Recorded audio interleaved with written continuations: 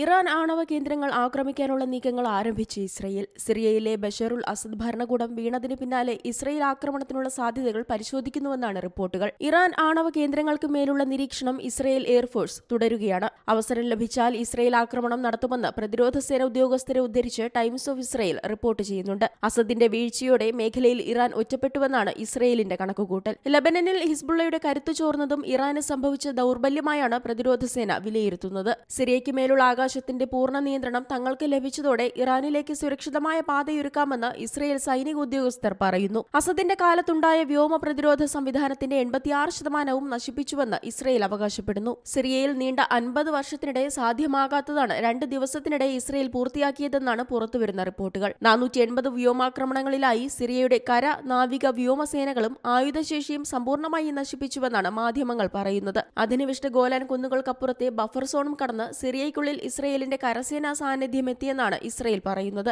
International desk, Zee Malayalam news. പുതിയ വാർത്തകളും വിശേഷങ്ങളും ഇനി വിരൽ തുമ്പിൽ. എല്ലാ ഡിജിറ്റൽ പ്ലാറ്റ്ഫോമുകളിലും ഇപ്പോൾ സീ മലയാളം ന്യൂസ് ലഭ്യം.